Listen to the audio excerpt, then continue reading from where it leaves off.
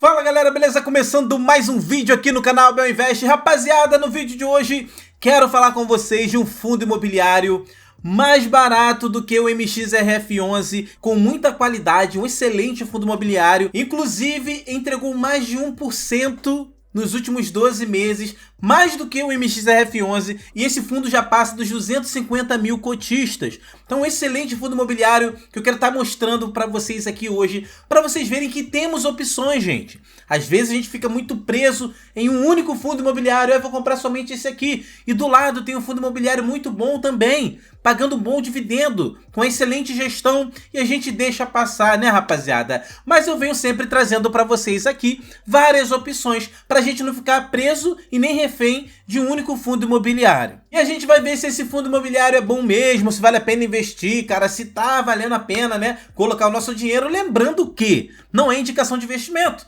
Eu venho aqui, trago vários fundos imobiliários para a gente analisar, né? Para a gente ver ali se vale a pena, se não vale. Ponto positivo, também temos ponto negativo, que eu vou estar mostrando para vocês aqui hoje. Então um vídeo completão, a única coisa que eu peço é o seguinte: se gostar do vídeo, cara, deixa o seu like e confere se você está inscrito aí no canal. Já ativou lá o sininho de notificação, dá uma conferida aí, porque infelizmente o YouTube acaba desinscrevendo algumas pessoas, tá? Então confere aí, se inscreve no canal, ativa o sininho e vamos para cima. Vamos abrir aqui a nossa abinha do MXRF11, esse fundo aqui, né, pessoal, que é o fundo mais popular da bolsa, né? Tem o maior número de cotistas, porém a gente percebe que o fundo imobiliário, ele se mantém ali com PVP bem acima de 1. Agora até recuou legal, inclusive é um preço comprável, não é? Mas tem gente que é exigente. No meu caso, eu não gosto muito de comprar fundo de papel com PVP acima de 1, cara. Eu tenho muito receio com isso. Mas ali, cara, 1,01, 0,2, 0,3, até o 0,5, tem gente que é tolerante para fundo de papel. Fundo de tijolo é tranquilo, dependendo do fundo. Fundo de papel tem gente que tolera comprar no 1,05, não é? E tá tranquilo, tá de boa. Mas o problema é que a gente às vezes fica muito preso em um único fundo imobiliário, independente do setor. Por exemplo, fundo logístico. Tem gente que só vai comprar um fundo logístico se for o HGLG11. Mas aí você vai fazer uma análise, pô, tu tem o BTLG11, XPLG11, que são opções ali para você estar comprando quando o HGLG11 estiver muito caro. Então é muito importante a gente ter outras opções, né? Fundo de shopping é a mesma coisa. Pô, por que eu vou ficar preso, por exemplo, no XPML11 se ele está muito caro? Pô, tem uma opção, tem uma segunda opção que é o VISC11. Então tenho duas opções ali que vão, pô, me dar tranquilidade na hora de fazer o meu aporte. Nosso aporte é mensal, né? Todo mês a gente vai lá e compra um pouquinho. Imagina a gente preso a um tipo de fundo imobiliário. Mesmo caso do MXRF11. Aqui a gente está falando de fundos base 10. O que é base 10, Abel? Esses fundos aí que vão custar na média de R$10. E no próprio caso do MXRF11, tem duas opções aqui que não é a que eu vou mostrar no vídeo, é que está pagando mais do que ele, que são, por exemplo, o CPTS11, né, que eu sempre trago ele aqui, inclusive eu tenho na carteira também, que é um fundo de papel e custa aí, ó, R$ 8,27, inclusive com PVP abaixo de 1. Pô, é uma opção que custa R$10. Então, às vezes a pessoa tem ali R$50 para investir somente em fundos imobiliários. Não chega a ter R$100, que é a média que você vai pagar numa cota aí, tá? Mas você consegue comprar um fundo de R$10 de qualidade como o CPTS11. Temos também, por exemplo, o KNSC11. Mas o KNSC11 também está um pouquinho elevado, né? PVP acima de 1. Só que aí você pode me questionar uma coisa. Pô, Abel, legal, maravilhoso, show de bola. Só que se eu olho aqui, pô, olha o dividendo do KNSC11, né? E olha o dividendo do CPTS11. Se eu for comparar com o do MXRF11, pô, eles ficam muito para trás. O MXRF11 entregou aí, ó, mais de 12% nos últimos 12 meses. Aí eu vou comprar o CPTS11 que entrega 10%, né? Ou comprar aqui o KNS11 que entrega 10 também, não faz sentido. Eu vou mostrar agora o ativo bom, que entregou mais do que o MXRF11. Porém, uma coisa é importante a gente frisar aqui: não se baseie somente no dividend yield. Se você for ali fazer uma análise de um fundo imobiliário, cara, provavelmente o dividend yield vai ser a última coisa que você vai olhar. Então tem outros pontos que você vai olhar até você chegar no dividend yield, né? Você vai olhar para a segurança do ativo, quanto tempo esse fundo tem de mercado, a gestão, a diversificação da carteira. Então tem vários fatores que você vai analisar antes de você chegar aqui no Dividend Yield. Então não olhe de cara para o Dividend Yield não, principalmente você que é iniciante, tá? E o fundo que eu estou falando, pessoal, que superou o MXRF11 e muito, cara, é o VGIR11.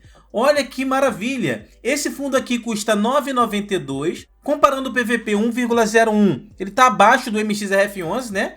Tá com PVP com ágil aqui de 1,03, ágil tá caro, deságil tá barato, acima de 1 caro, abaixo de 1 barato, para quem tá começando agora, tá? Porém, olha o que ele entregou de dividendo, pessoal, nos últimos 12 meses, 13,46%.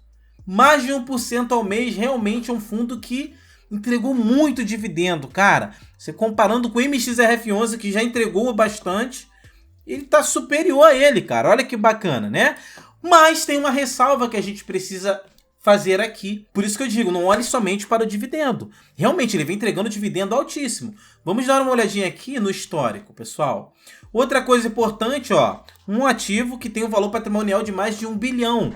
A gente está falando de um fundo gigante, né? Mais de 252 mil cotistas. Então a gente não está falando de qualquer ativo. Está falando de um fundo realmente gigante, com uma boa gestão também, tá? Mas a gente precisa ver isso aqui, ó. Olha isso aqui. Essa partezinha aqui é a porcentagem. Você vê que ele vem entregando, olha aqui, ó, mais de 1% ao mês. Isso aqui desde 2022. Olha só, pessoal, desde janeiro de 2022 aqui para cá, ele vem entregando mais de 1% ao mês. Só que tem um detalhezinho. E para trás? 2021, 2019, 2020, que ele entregou ali quase 0,5%. É isso que a gente precisa analisar. No recorte dos 2 anos aqui, realmente, tá sensacional. Mas a gente precisa olhar para trás também. Então, ter um ativo desse na carteira é bom? Claro, vai dar um pump na carteira. Só que a gente precisa olhar o histórico do ativo. Para depois, se isso aqui vir a acontecer novamente, você não se decepcionar e não sair vendendo o ativo descontado. Porque se ele volta a pagar pouco, com certeza muita gente vai vender esse ativo aqui. E aí agora você vai entender o porquê dessa diferença. Por que ele pagou menos, está pagando mais agora, ele pode vir a pagar menos lá na frente e você pode ficar tranquilo, sempre surfando nessa alta desse ativo aqui. Uma coisa que você precisa entender é que ele é um fundo de papel, né, similar ao MXRF11. Ele tem uma diferençazinha, que o MXRF11 a gente chama até ele de híbrido. Ele tem outros ativos ali na carteira. O VGIR11 ele é praticamente um puro sangue. O que é isso, Abel? A carteira dele é quase 100% de CRIs, de empréstimo que ele faz. Então, a diferença de um fundo de papel para um fundo de tijolo, a gente já sabe aqui. Fundo de tijolo ele é dono de um imóvel. Ele é dono de shopping, dono do galpão logístico e recebe aluguel desse imóvel. É como se de fato você tivesse comprado um imóvel para receber aluguel. Fundo de papel, a gente sabe que eles emprestam dinheiro, não é? Eles fazem ali uma operação de crédito. Eles emprestam dinheiro para empresas do setor imobiliário e recebem com juros. Normalmente, eles usam 2 indexadores, pessoal. O IPCA e o CDI. Então é mais ou menos isso aqui. Eu empresto dinheiro para você e você vai me pagar de volta IPCA, que é um índice, mais, sei lá, 5% ao mês. E o IPCA é basicamente a inflação. Então, se a inflação aumenta, você vai me pagar um juros maior. Se a inflação diminui, né, tem uma deflação, você vai me pagar um juros menor, mais o fixo de 5%. O outro indexador é o CDI. O CDI é basicamente a Selic, gente. Ele está um pouquinho abaixo da Selic. Então, nessa outra situação, eu te empresto um dinheiro, você vai me pagar os mesmos 5% de juros fixo, mais o CDI, que é a Selic. Então, quando a Selic está nas alturas, tu vai me pagar um juros maior. Então, vou receber 5% mais a Selic, acima de 10%. Mas, se a Selic começa a cair, o CDI cai juntinho, e você passa a me pagar um juros menor. Então, vou receber um juros menor. E aqui que está a questão. O VGIR11 ele é praticamente 100% indexado ao CDI. Vamos olhar na carteira aqui, no relatório gerencial, que você vai entender melhor. Aqui é a pizza de ativo e do indexador do VGIR11, certo? Então, como eu falei para vocês, ele é praticamente um puro sangue. 99% da alocação do ativo está em CRIs.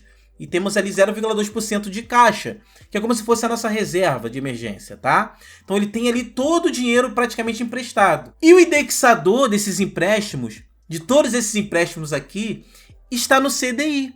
Então veja que ele está ali 98% conectado com a Selic, conectado com o CDI. Agora você vai entender o que aconteceu aqui, ó, nesse sobe e desce do dividendo. Veja, aqui nós vimos que agora ele está pagando muito bem, está pagando um dividendo altíssimo. Por quê? Porque a taxa Selic está nas alturas. Pegamos uma taxa Selic absurda, né? Há um ano atrás. E aí veja que ele estava pagando mais. Agora ele já diminuiu um pouquinho. Por quê? A taxa Selic está diminuindo. Os seus empréstimos estão indexados ao CDI, que é basicamente a mesma coisa que a Selic, ele vai diminuindo também. Já outrora, né, aqui atrás, aqui, ó, de 2021 para trás, ele entregava um dividendo baixinho, porque a taxa Selic estava muito baixa. Lembra que a taxa Selic chegou a bater os seus 2% ao ano? E ele vai coladinho ali com esses juros. Então, o camarada que está pagando empréstimo para ele vai pagar ali aqueles 5% mais a Selic. Selic nas alturas, o cara paga muito. Selic lá embaixo, o cara paga pouco, fica tranquilo. E isso reflete no seu dividendo, né? Então, isso aqui é muito importante na criação da sua carteira. O seguinte, eu vou ter um VGIR11 na carteira? Vou. Porém, é interessante também ter um outro ativo, mesmo pagando dividendo menor. Por exemplo, KNSC11, CPTS11, né? Ou até o próprio MXRF11. Ele é um pouquinho mais meio a meio ali nessa questão do indexador. Por quê? Para ter um outro ativo indexado ao IPCA, que é a inflação. Então, a inflação mais os juros real. Então, quando eu tenho fundo de papel na carteira, eu tenho que me preocupar com isso também. A não ser que você queira ter fundo de papel somente indexado ao CDI, né? Então, hoje, isso é importante você saber. Para que quando você compre um fundo imobiliário, por exemplo, o VGIR11, você entre no relatório gerencial e veja ali o indexador desse ativo. Para você saber, estou investindo no fundo que eu vou receber ali Selic mais alguma coisa. Ou, perdão, CDI mais alguma coisa. Ou você entra num outro ativo que você vai receber, por exemplo, IPCA mais alguma coisa, não é? Pô, esse aqui já está mais indexado ao IPCA, porque é a inflação, né, mais os juros fixos ali. Então, isso é importante na construção da sua carteira também. Estrategicamente, você vai colocar os seus fundos de papel assim. Pô, tenho 3 indexados ao IPCA, me traz mais segurança. Pô, vou colocar 1 ou 2 aqui no CDI para dar um pumpzinho para a gente pegar essas altas que tem aqui. Então, tirando esse alerta aí, né, da gente saber o indexador do VGIR, que está muito exposto ao CDI, é um excelente fundo imobiliário, excelente gestão, é um fundo que na classificação de risco, que é importante, lembra? High-yield, que é muito risco, DEVA, HCTR11, risco mediano, pô, IRDM, VGIR11, não é? E High Grade, aí o CPTS11, KNSC11, RBRR11. Então são os fundos mais tranquilos ali, mais seguros, porém entregam um dividendo menor. Aqui a gente já tem um risco mediano, né, para baixo, entregando um dividendo maior, mas você sabe que é por causa da Selic, né? Mas temos opções. Tá vendo que aqui eu construiria uma carteira somente com fundos de R$10 de papel? VGIR11, KNSC11, CPTS11, MXRF11. Pô, se eu tenho todos eles na minha carteira, se o MXRF11 está muito caro agora, eu vou estar comprando o CPTS11. Pô, tá tranquilo, tá barato, beleza. Ah, ele começou a ficar caro. Pô, parto para KNSC11. Vou comprando KNSC11. Ah, a taxa Selic desabou. E agora? Pô, o VGIR11 vai desabar. Esse preço dele aqui vai cair pra caramba. Porque o dividendo diminui, o pessoal começa a vender, e é a hora que eu começo a comprar ele barato. Esperando que a próxima alta da Selic, historicamente, o nosso país é um país que tem a taxa Selic alta, né? E tem uma inflação alta também. Então a gente tem que ficar atento nesses pontos, tá, pessoal? Então sempre faça a sua análise, dê uma olhadinha no relatório gerencial. Abel, como é que eu entro no relatório gerencial? Como é que você faz isso? Vai lá no Google, digita Fundosnet. Digitou Fundosnet? Vem aqui na primeira opção, clicou. Aqui você vai vir aqui em filtros, exibir filtros. Aqui você vai colocar o nome do fundo. Como é que eu pego o nome do fundo, Abel? Vem aqui, ó, na página do Investidor 10. Aqui embaixo, ó, eu pego o nome do ativo, né? Esse nomezinho aqui de baixo, ó, Maxi Renda. Copio, volto lá na página, no filtro, colo aqui, ó, tá aqui, ó, Maxi Renda. Venho aqui em filtrar.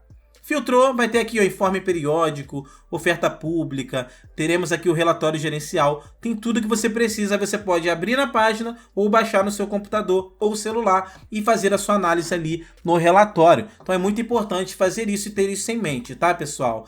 Esse foi o vídeo de hoje, espero que você tenha gostado e tenha curtido. Deixe seu likeão, tamo junto até o próximo vídeo e valeu!